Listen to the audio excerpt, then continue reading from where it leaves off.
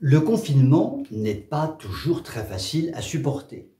Le confinement peut faire vivre ensemble des grands-parents, des parents, des enfants, des petits-enfants dans des espaces qui peuvent être réduits, avec des possibilités de sortie assez limitées. Et le confinement est donc objectivement quelque chose qui n'est pas simple du tout et qui touche toute la population française actuellement.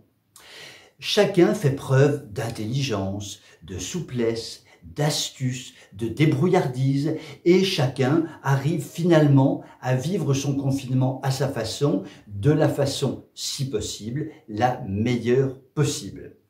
L'Éducation nationale, le ministère de l'Éducation nationale, a décidé de nous aider dans notre confinement. Finalement, pourquoi pas? Ça n'est pas complètement stupide. L'Éducation nationale a le droit d'avoir quelques bonnes idées et a le droit de nous donner quelques astuces pour que le confinement se passe bien. L'Éducation nationale a donc édité un petit recueil que l'on trouve sur Internet à destination notamment des parents d'enfants scolarisés. L'idée, je le répète, n'est pas complètement idiote. 50 conseils astucieux. Là où les choses se compliquent, c'est que certains conseils ne sont plus du tout astucieux. Ce sont des conseils assez aberrants. Je me cantonne sur 2 conseils. Le conseil numéro 31.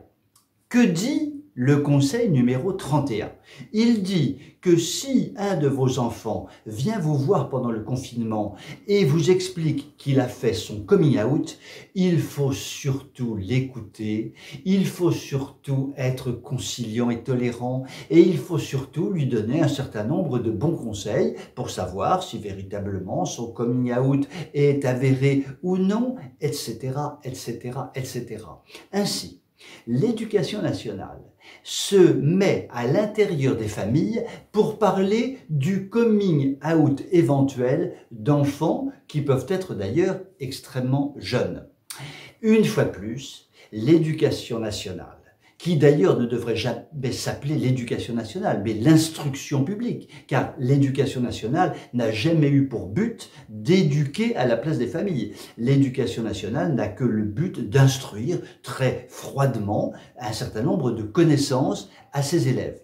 Mais elle s'est maintenant immiscée dans la vie des familles en s'appelant éducation nationale, ce qui est une pure aberration, évidemment. Eh bien, évidemment, l'éducation nationale prend son rôle au sérieux et elle veut éduquer les coming out des enfants qui sont confinés dans leur famille. Et les parents doivent être évidemment compréhensifs. Et que doivent faire les parents?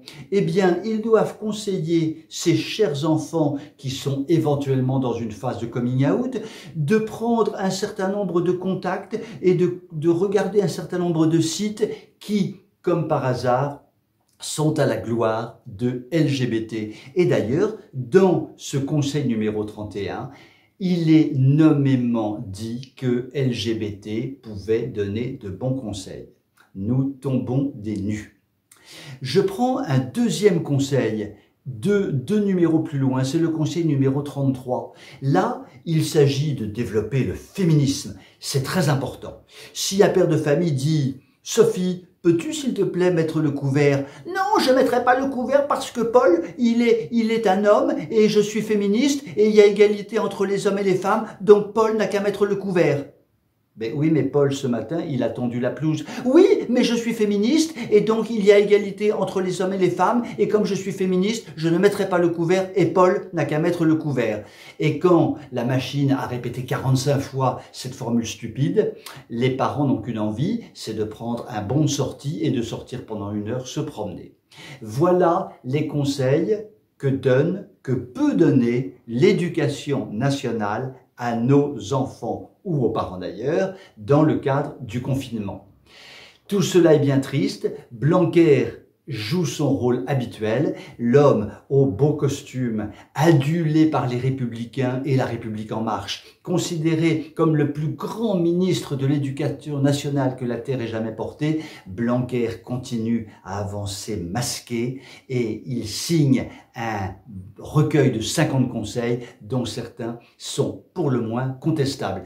D'ailleurs, Blanquer n'en manque pas une. Il y a quelques jours, ce cher Blanquer a simplement indiqué que le bac serait par contrôle continu, pourquoi pas, mais qu'en seraient exclus les établissements hors contrat.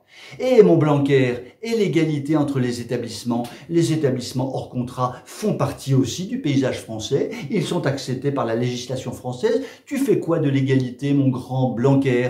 Alors là, l'erreur était tellement grosse que quelques heures plus tard, Blanquer est allé à Canossa, a revêtu sa robe de bure, s'est frappé la poitrine et a dit non, même dans les établissements hors contrat, il y aura contrôle continu pour le bac.